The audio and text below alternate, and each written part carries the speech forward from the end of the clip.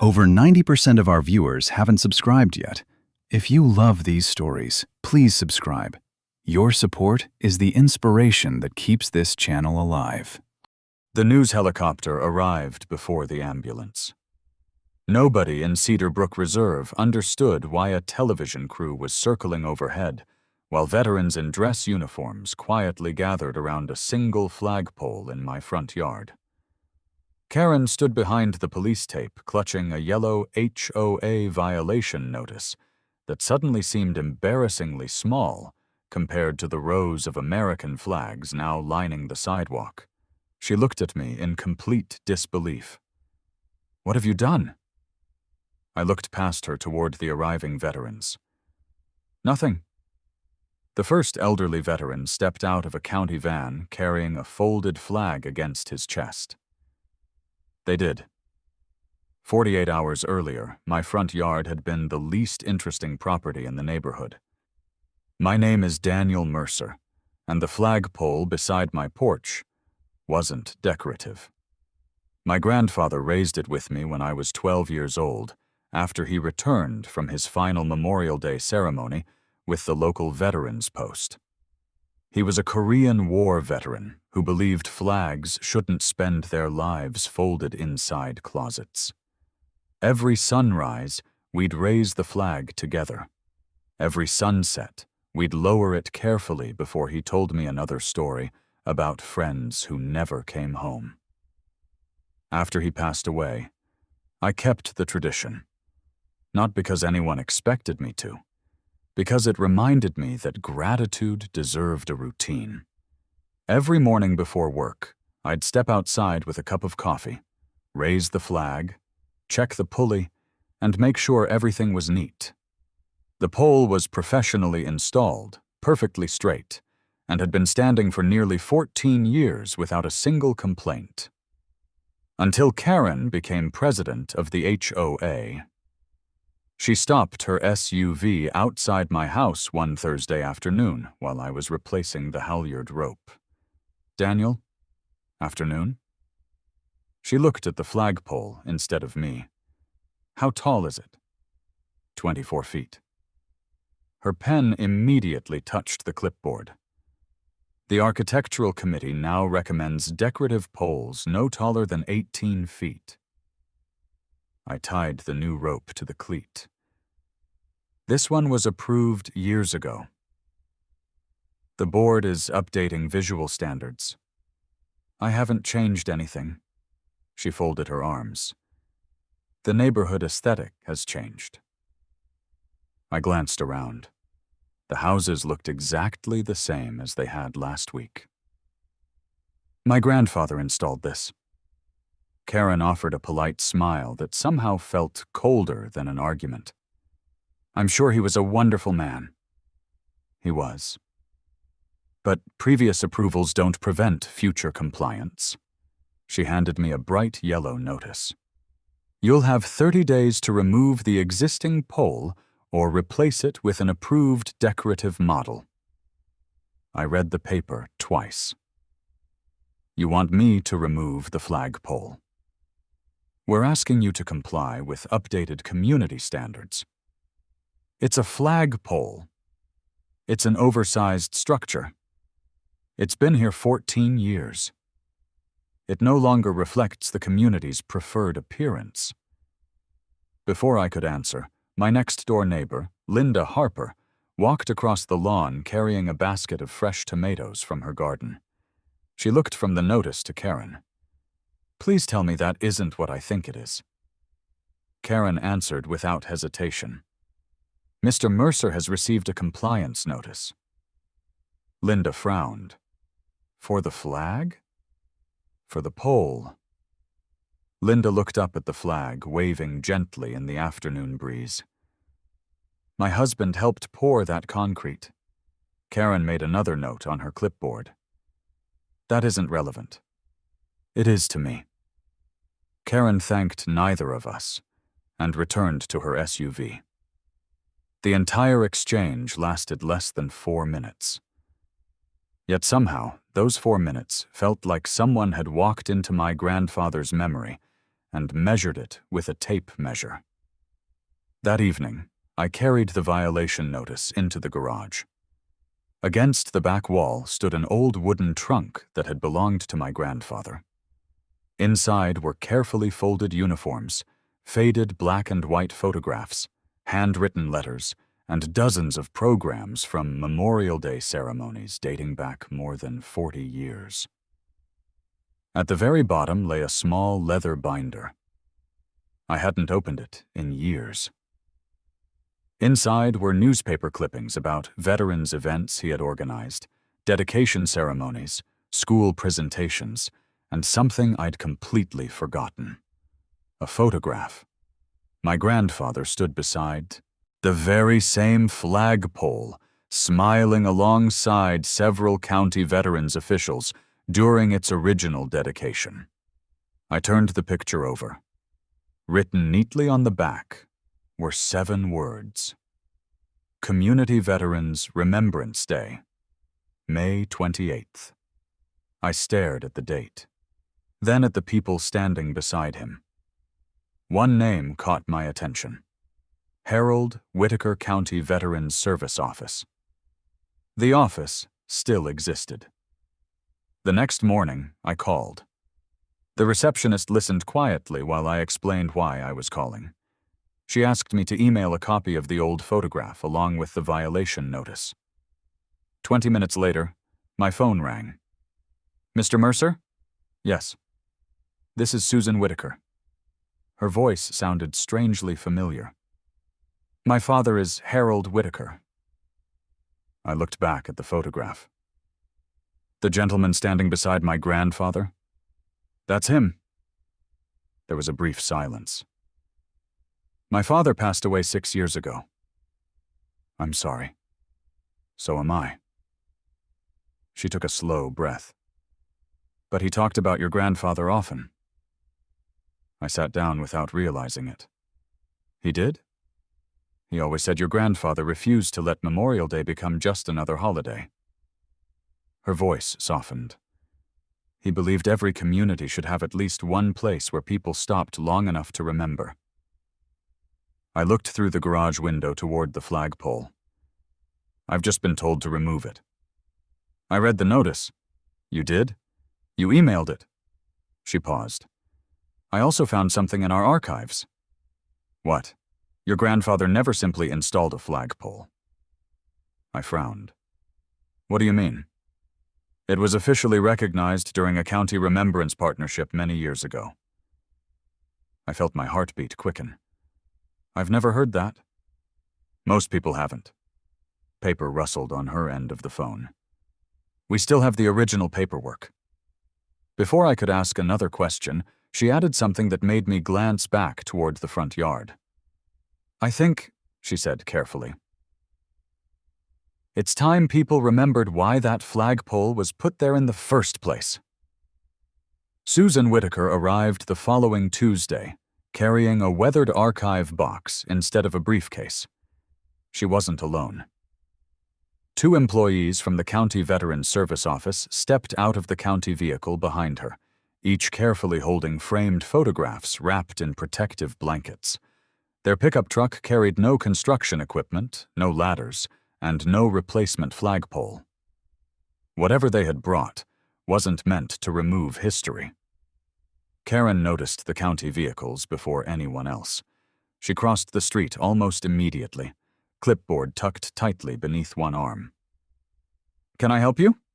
Susan smiled politely. I'm Susan Whitaker with the County Veterans Service Office. Karen nodded. I'm Karen Ellis, president of the Homeowners Association.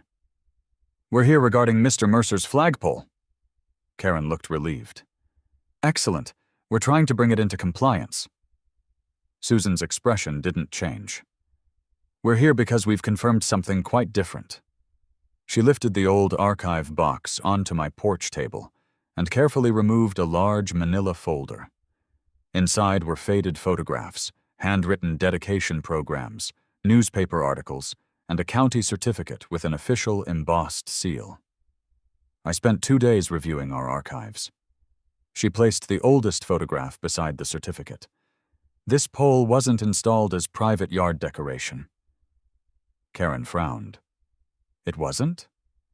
Susan gently turned the certificate so everyone could read it.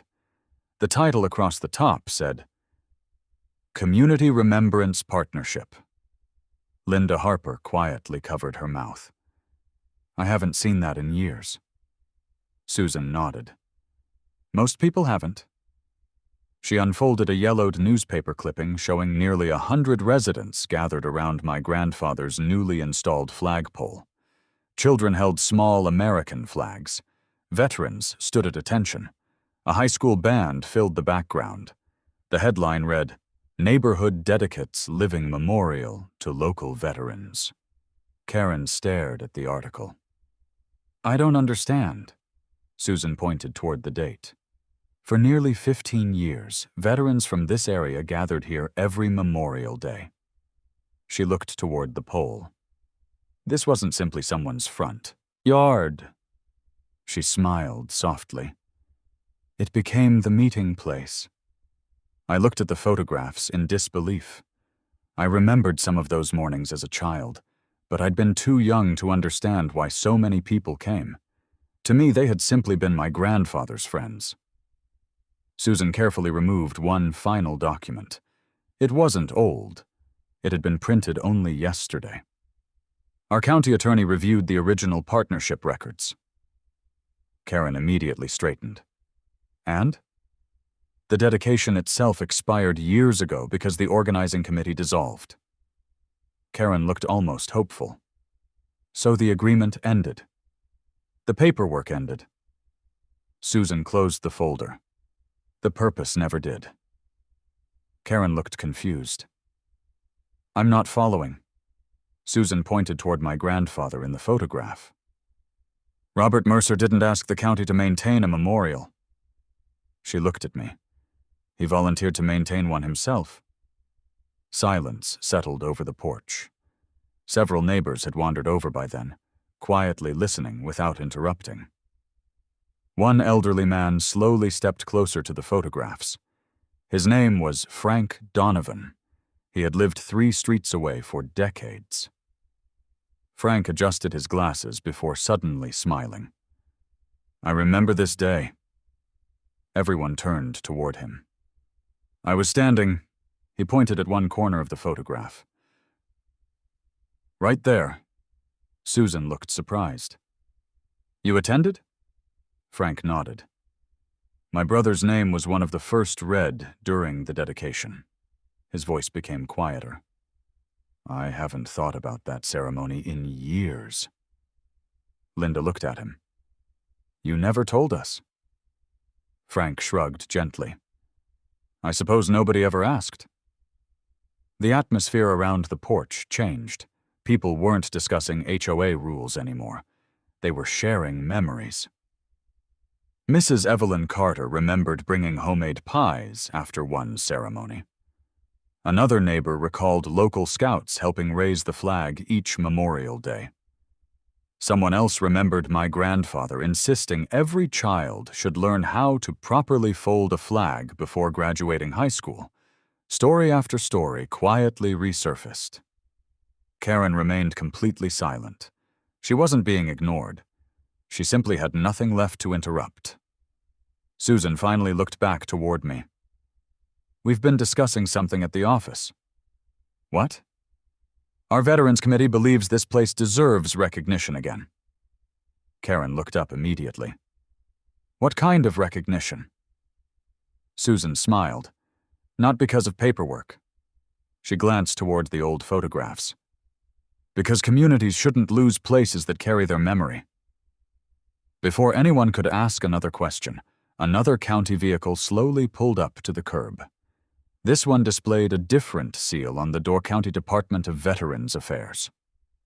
A dozen men and women stepped out wearing navy blue polo shirts embroidered with military service emblems. One of them carried a carefully folded ceremonial flag. Another held a bronze plaque wrapped in dark blue velvet. Karen looked from the plaque to the growing number of veterans quietly walking toward my porch. Then she looked back at the yellow HOA violation notice still resting in her hand. For the first time since becoming HOA president. That piece of paper suddenly looked very, very small. Nobody expected what happened next. The veterans didn't march onto my lawn. They didn't give speeches. Instead, every one of them walked quietly to the flagpole, removed their caps, and stood in complete silence for nearly a full minute. Cars driving through Cedar Brook Reserve slowed almost to a stop. Even children playing basketball across the street lowered their voices without anyone asking them to. When the silence ended, the oldest veteran stepped forward. His name was Colonel James Holloway, and despite being well into his 80s, his posture was as straight as the flagpole itself. He looked up at the flag. "I stood here 30 years ago." I turned toward him. "You were at the dedication?" He smiled. "I helped dedicate it." The crowd grew even quieter. Colonel Holloway gently rested one hand against the flagpole. Robert Mercer insisted this wasn't supposed to be a monument people visited once a year. He glanced toward the gathering neighbors. He wanted a place people passed every day. Susan nodded. My father wrote the same thing in his notes. She opened another folder and carefully removed a handwritten page. Across the top, in my grandfather's unmistakable handwriting, were the words, "A memorial only works if people live beside it." I swallowed hard. I'd never seen that page before. Susan continued reading. "Children should ask why the flag is flying. Parents should answer. Veterans should never have to remember alone." Nobody spoke. Not even Karen. The words carried across the yard more powerfully than any argument ever could. Colonel Holloway turned toward me. "Your grandfather understood something many communities forget." "What was that?" "History disappears quietly." He smiled gently. "Usually one small decision at a time." Karen lowered her eyes. She didn't need anyone to explain what he meant. Susan carefully wrapped the handwritten page before lifting the velvet cloth covering the bronze plaque. The sunlight caught its polished surface immediately. At the top were the words, "Cedar Brook Veterans Remembrance Site." Beneath them appeared a simple inscription, "Dedicated to all who served, those who never returned, and the neighbors who choose to remember." Several people quietly wiped away tears. Linda reached over and squeezed my shoulder. "Your grandfather would have loved this." "I think he would." Susan smiled. "We're not finished." She handed me another document. It wasn't old. It had been signed that very morning. "The County Veterans Advisory Council voted unanimously." I looked down. "What am I reading?" "A community partnership agreement." I frowned. "For what?" "So this remembrance site can continue." Karen finally found her voice. "What exactly does that mean?" Susan answered calmly. "It means our office will officially recognize this location as a participating community remembrance display." Karen looked confused. "You're making his front yard?" She searched for the right words. "Part of a veterans program?" Susan nodded. "Only with Mr. Mercer's permission." She looked toward me. "There's no obligation." I didn't even hesitate. "I'd be honored." A warm smile spread across Susan's face. "So would your grandfather." The veterans quietly applauded. Not loudly. Just enough to acknowledge the moment. Karen looked around the yard. The neighbors weren't celebrating because someone had defeated the HOA. They were celebrating because something nearly forgotten had been found again. Just then, a county maintenance supervisor walked over carrying a rolled blueprint. "Excuse me." Susan looked up. Everything ready? He nodded. We received approval from Public Works this morning.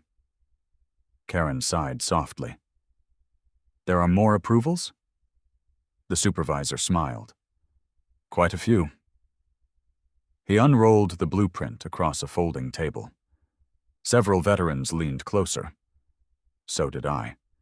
The drawing showed my front lawn, not changed dramatically, enhanced respectfully, a small brick walkway, a bronze plaque beside the flagpole, 2 memorial benches beneath young oak trees, native flowering plants requiring very little maintenance, everything tasteful, everything modest, everything focused on remembrance instead of decoration.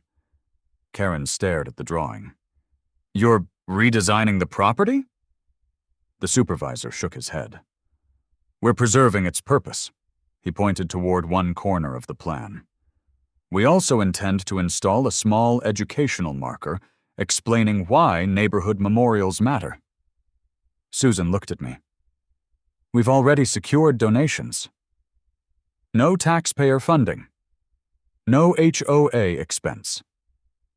The veterans are building it themselves. For several long seconds, Karen simply stared at the blueprint. Then she slowly looked at the yellow violation notice still folded in her hand. She quietly tore it in half. No one noticed, except me. Before anyone could say another word, Colonel Holloway looked toward the flagpole again. I have one request. What is it? I asked. He smiled. When this is finished, he paused. I'd like every child in this neighborhood to help raise the flag. The veterans nodded immediately. So did every parent standing in the yard. Because everyone understood, the memorial wasn't really being built for the past anymore. It was being built for the generation that would carry those memories into the future. Construction began the following Saturday. There were no grand ceremonies or television cameras that morning. Instead, volunteers arrived carrying shovels, wheelbarrows, bricks, flower trays, and lumber. Veterans worked beside teenagers earning community service hours, while retired neighbors passed out cold lemonade and homemade cookies from folding tables set beneath the shade trees. I spent most of the day mixing concrete beside Colonel Holloway. You know, he said while smoothing the edge of a foundation, Robert would have hated everyone making such a fuss over him. I laughed. That sounds exactly like him. He never wanted recognition. The colonel smiled toward the flagpole. He just wanted people to remember each other. Across the yard, children carefully planted red, white, and blue flowering perennials around the future memorial. Susan patiently explained why each plant had been chosen, while Linda organized families into small teams so everyone could help without getting in each other's way. Even neighbors I'd barely spoken to before stopped by with something to contribute. One family donated 2 handcrafted wooden benches. Another local business delivered engraved stone pavers at no charge. A retired electrician quietly installed soft lighting that would illuminate the flag respectfully after sunset. Piece by piece, my ordinary front yard transformed into something that belonged to the entire community without ever losing the feeling that it was still home. Karen watched almost everything from across the street. She no longer carried a clipboard. She didn't interrupt anyone. For 3 days, she simply observed as hundreds of volunteer hours turned the place she'd once called an oversized structure into one of the most meaningful spaces in Cedar Brook Reserve. Late Monday afternoon, she finally walked across my lawn. I owe you an apology. I looked up from tightening one of the memorial bench bolts. For the violation notice? For more than that. She looked around at the volunteers. I never asked why the flagpole mattered. No. I only saw something that didn't match a rule. She took a slow breath. I forgot communities aren't built by rules alone. There wasn't much left to say. Some apologies don't erase what happened, but sincere ones can change what happens next. The memorial was officially dedicated 2 weeks later. Unlike the ceremony decades earlier, this one included people from every generation. Veterans stood beside active duty service members, scouts carried small flags, local students read short reflections, and families filled both sides of the street until there was barely an empty space left to stand. Then came the moment Colonel Holloway had requested. Nearly 30 neighborhood children gathered around the flagpole. Some were nervous. Some had never even touched a flag before. The colonel showed them exactly how to hold it with respect, explaining every movement patiently until each child understood why no corner was allowed to touch the ground. Together, they raised the flag. As it reached the top of the pole, the entire neighborhood applauded. Not loudly, but proudly. At that moment, Susan stepped to the microphone. "Our office has one final announcement." She unfolded a letter bearing the county seal. "Beginning this year, the Cedar Brook Veterans Remembrance Site will become an official stop during the county's annual Memorial Day Remembrance Route." A quiet wave of surprise moved through the crowd. She continued, "Veterans and families from across the county will visit here every Memorial Day to honor those who served." Applause erupted. Not because my property had become famous, but because an almost forgotten promise had been restored. After the ceremony, several reporters approached Karen for a comment. Instead of defending the HOA, she looked directly toward the memorial. "I thought I was protecting property values." She shook her head. "What actually protects a neighborhood," she smiled faintly, "is remembering what gives it value in the first place." That interview spread far beyond our community. Ironically, Cedar Brook Reserve soon became known throughout the county, not for strict HOA enforcement, but for the memorial that neighbors had nearly lost, and then chose to preserve together. Every Memorial Day since then, families gather beneath that same flagpole. Children who weren't even born when my grandfather passed away now know his story. Veterans who once thought their memories had faded quietly into history now have a place where those memories continue to live. And every sunrise, just as my grandfather taught me years ago, I still walk outside with a cup of coffee. I raise the flag. I check the halyard.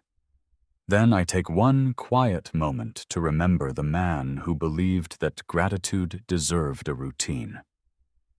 If you've enjoyed this story and want more original HOA victories where common sense triumphs over petty power, subscribe to Sovereign Verdict.